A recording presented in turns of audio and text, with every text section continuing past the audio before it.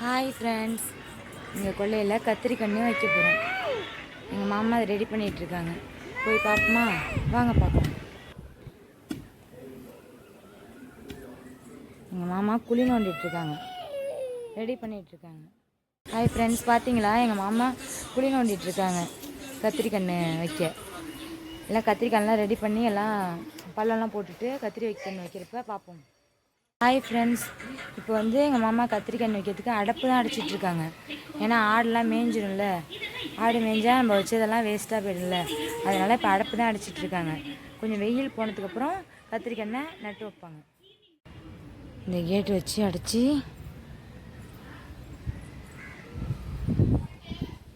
இது உள்ளே வச்சுட்டா ஆடு மேயாது.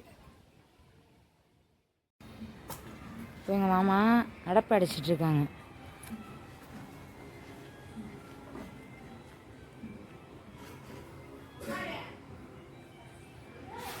ஃப்ரெண்ட்ஸ், இவங்க தான் எங்கள் மாமா.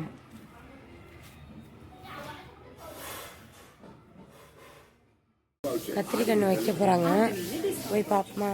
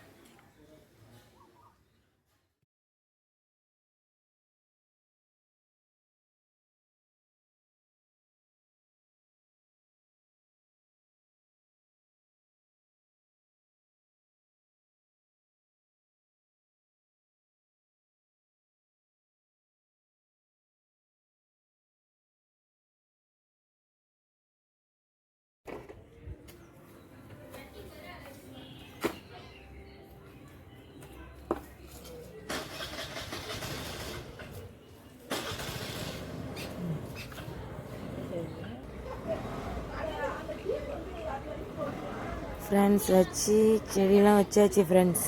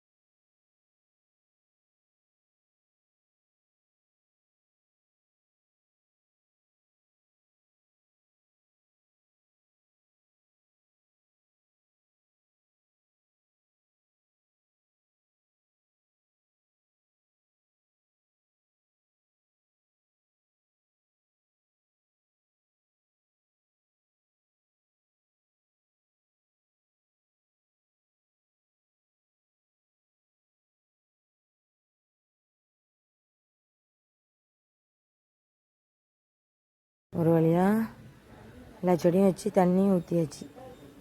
அதில் கொய்யாப்பழம்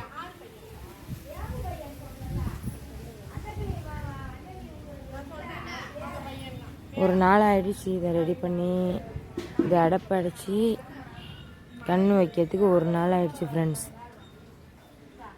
இதுதான் ஃப்ரெண்ட்ஸ் எங்கள் வீட்டு கொல்லை பக்கம் வாடகைக்கு வீடு இருக்குது. ஒரு 4-5 வீடு இருக்கும்.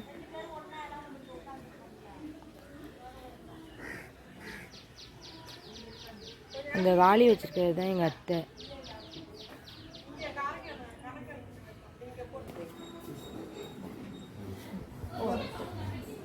என்ன கனவாயில வாளி இல்லை.